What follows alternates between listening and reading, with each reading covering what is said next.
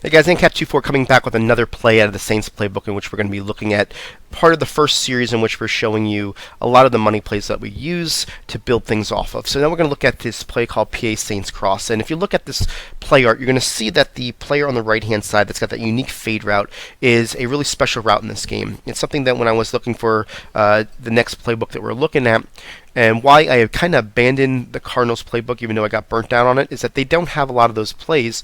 It only has one route in the entire Cardinals playbook. One play that has that route. The Saints have a lot more, and so do the Patriots. But because we were lacking that in the Cardinals, it just didn't kind of made you feel like you're playing handicapped because you weren't able to use this route in the way that it was being able to be used, and everyone else being able to use it, because it is really a nice way of attacking the meta of cover 2 cloud outsides and also the cover 2 the squats. So let's go look at this play. We're going to show you 3 different setups of how we will use it. And the first setup is definitely my favorite. And what we're going to do is we're going to put A on a streak, and we're going to motion this player over, and we're going to put this X on a slant. Now, what you're going to see here, we're going to show you how this works really great against cover 2 nickel blitzes or any other cover 2 coverages, as well as other coverages as well. But we're going to start with the nickel 2 blitz. Okay. So the first thing you're going to see is that this A receiver right here is going to have a nice, easy path up the field. And the reason why it is if they go ahead and do not user the player that I got highlighted right here. See him? His first reaction for the vertical hook is to widen out with the way the Y goes ahead and widens out. See how the Y does that outside release? That's going to get him wide, leaving the A open in the middle of the field. So if the guy's not using that player, you're going to have a nice opportunity to hit that guy right away in the middle, right here. And you can see how that's going to be a nice, easy throw, okay? So if you saw what that player did from a computer standpoint was, he went ahead and, if you look at it, he took a step towards your player, and then you realize that that guy is going to be out there. I'm not using that player, and he's going out that way to get back to where he needs to be, and that's going to be wide open, okay? So that's the first look that you're looking at. Now, let's go ahead and move this guy over, put the A on a streak.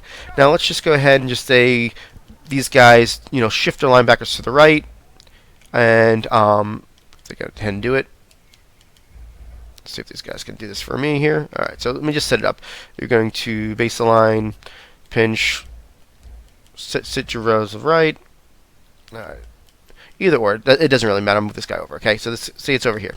This guy's over here. Now, if this is the guy that they user, what you're going to see here, in order for them to user it, he's got to stay on the A receiver. All right, so I'm just going to simulate that he's going to be on this A receiver, right? So if they go ahead and they try to adjust to you throwing to that player, that's why we have the X on the slant. Go ahead like this, and you're going to be able to throw this to slant really, really easily, okay? So that's a backdoor option if they go ahead and start using the left player to cover the tight end, okay? So that's the first thing we want them to worry about. The second thing that we want them to worry about is this Y receiver. This Y receiver does a great job of getting open against your cloud flats and your soft squats because of his angle. So all you're going to do here is cut off the play action, throw it to the Y receiver, and you got yourself an easy 7 to 10 yard gain on the sidelines. You're not going to that ability to do that. They've got to change their coverage. To have an additional player over there to cover this. So you're just hiking it here, you're throwing it right there, and you got the nice easy route. Okay, so that's a nice cover 2 beater that you really want to be able to utilize for your strength. So now they have to worry about the tight end of the seam. They got to worry about this Y receiver, right? So the next thing that I'm going to show you is if they go ahead and use this player here, and they're going to cover the tight end seam because they have to, right? It's just one of those deals. They have to cover that guy. The next thing you're going to see is that guy is going to get out of his zone, leaving the X receiver open more towards the right hash mark. So that's the second thing you're going to see. He's going to cover that guy down the field. You're going to be able to throw this ball right here, and it basically takes that player out when it gets cover 2. So that's the next, situation. How are they going to try to defend it? If that's how they defend it. That's your next player. Okay. Then lastly, you're going to have the ability to throw to this B receiver on this nice little unique route to the outside when you have the ability to have them change their route combinations, okay? And what I'm going to show you this is what happens is, right now in soft squats, if I was to run this, you're going to see that the player is not going to bump the B receiver because soft squats does not do a bump.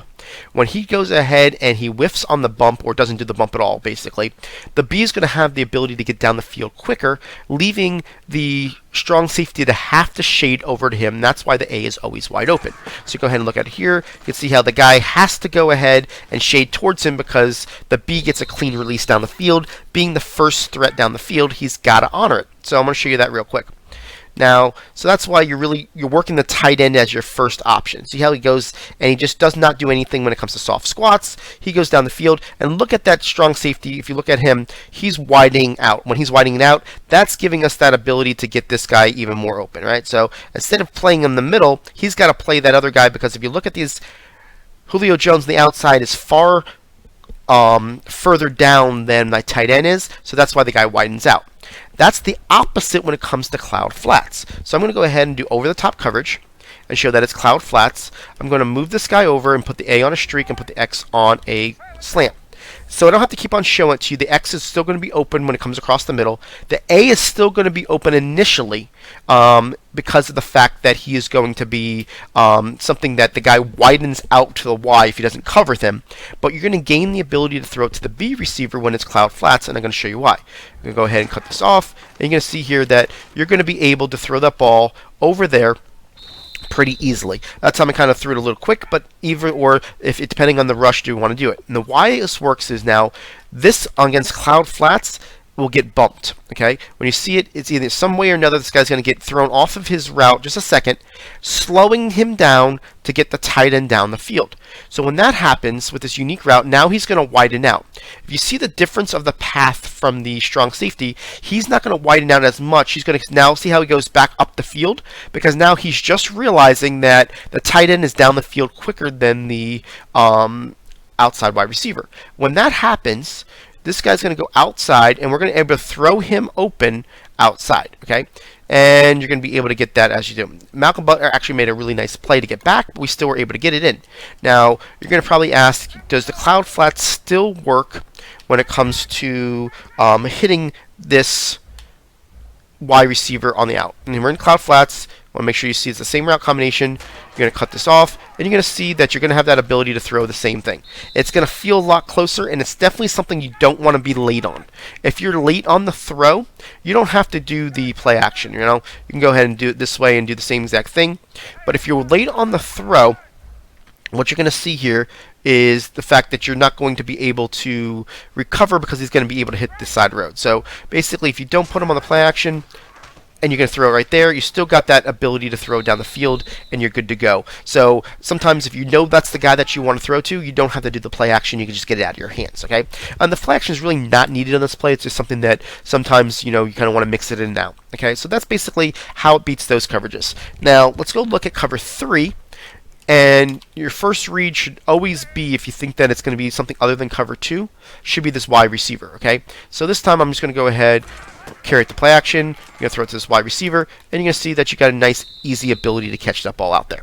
Now we can go ahead and take off the play action and do it the same exact way, and you're going to see that you can have at least, it's a little bit easier to get it out of your hands. And against cover 3, you're definitely looking at an easy throw, and you got yourself some nice easy yards. Okay, so that's why this play is really awesome, because it does beat cover 3, beats cover 4, beats both cover 2s. You got the ability to hit the seam, you got the ability to hit the fade, you get be able to hit the slant underneath. It's just got a lot of options, right? So that is your first setup. You want to run this on the left hash mark because of the fact that you want the wide side of the field.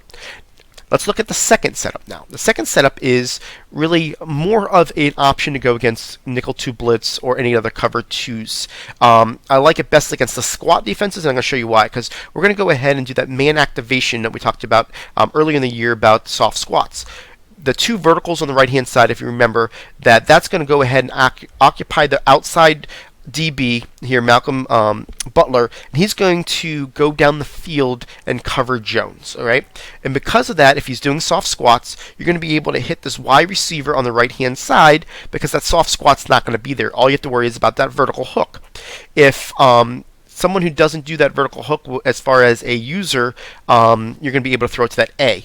But because we're going to assume that the guy's going to stay in his position, we're going to show you where we're going to be able to hit this Y receiver. I also put this X on a fade because later here we're going to go ahead and manipulate how we're going to go back and forth and try to get this A receiver open. Okay, so watch this Y receiver and how it works. I'm going to take off the play action because it's not needed, and you're going to see here as it goes across the field, you're going to be able to throw it.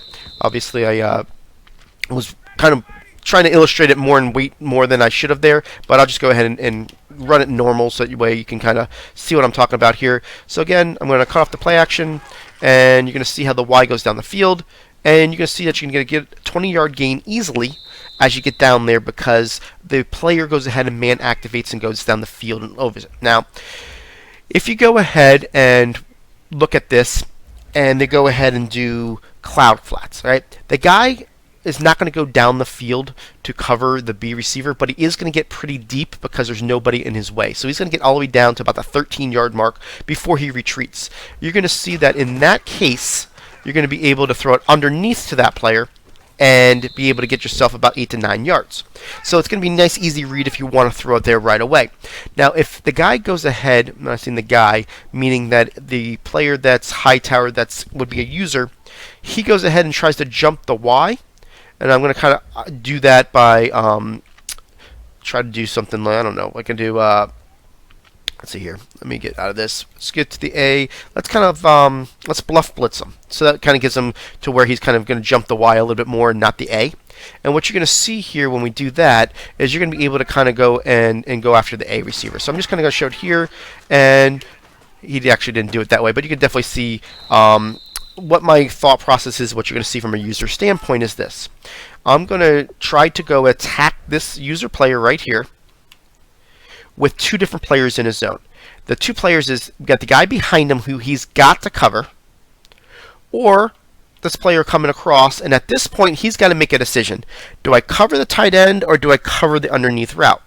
If I'm seeing this, you're going to read that player and say, well, right now he's got to make a dart. I definitely have the underneath route. If he goes ahead and he runs upfield like that, obviously the more he runs upfield, the easier it's going to be. If he's got his back towards you, then you know that he's running upfield. But if he's strafing or whatnot, you just have to kind of go ahead and make your read. But you've got two players that's got to go ahead and do it. That's the reason why we go ahead and put this guy in the fade, because we want to drive this guy back, giving him more room to throw it. And so you're playing a 2-on-1 game on the way it works. So that's kind of how I want to make sure that you see. I'm going to go ahead and just simulate a little bit differently here this time with this guy over and show you basically what I'm looking for as far as what I'm going to look at as far as how to read the guys, right? So here it is. Say that it's man activation, and now we're throwing this ball over the top because that guy went ahead and played the bottom receiver rather than the top receiver. So that's how you're looking at it. So that's the way that works. You got the underneath, if it's cloud, you got that. So the third option, guys, is basically go ahead. I like to run flipped from the left hash mark, and the reason why is because I like to roll out to the right a little bit. I got a righty quarterback, plus I want the ability for the running back to block towards the left, especially when it's against those nickel two blitzes where they come from the left-hand side. It gives you a nice option. So what I like to do on this play is take this A receiver and I like to motion him to the right-hand side. Then I like to take this Y receiver, put him on an out, and put the B on a streak. What you're really doing here is you're kind of doing a nice little bench route where the Y is going to get that umbrella from the A against most of your coverages, but you also have the ability to get the A open against a lot of coverages because you're going ahead and you're doing a flood concept to the right. So here's against nickel to blitz. We're going to go ahead and go through with this, and you're going to see here that we're going to be able to throw this ball really, really easily to the right-hand side to that player, to the wide side of the field. Now you also have that ability to throw it to the Y receiver if you want to throw it really, really quickly to, that bench route right here, and you got that ability to just get some nice easy yards, and that's against the cover twos. Now if you go against the cover three, what you're going to see here is typically I'm going to take my first option, which is going to be that Y receiver each time, but let's go ahead and check it. That was bad snap. You're going to be able to throw it to him right there and get up the field. That's the same thing that's going to be against cover 4. So it's going to be a really nice opportunity to really get all types of coverages with this type of setup. So you're really just giving your options to do that. Once you move that over a couple times, you're going to be able to see that that's going to be kind of a an option to hit that player. Now, if you go ahead and go against man coverage, you're really going to go after the Y receiver as well. You've got that X that you can have a free receiver and put them wherever you want, so you can kind of use that as your man beater if you need it. But that's kind of how I would run this to really get a lot of yards on this, So you definitely can go ahead and put the B on and out and do the Y and kind of switch it up, and it'll give you the same type look. You're just going to basically go ahead and get, that option of being able to get that A open. It's really just the way you want to set it up for yourself. I kind of feel like I want the out to be a little bit longer of a route, so that's why I like to do it from the Y receiver. But you have the ability to mix match those two players to where the B and the Y can do opposite options against cover 2 and still get open. But I kind of like that throw a little bit easier because it gives you more time to really react and throw it that way, guys. So that is this play. We're going to come back with some other ones. We appreciate your guys' follow.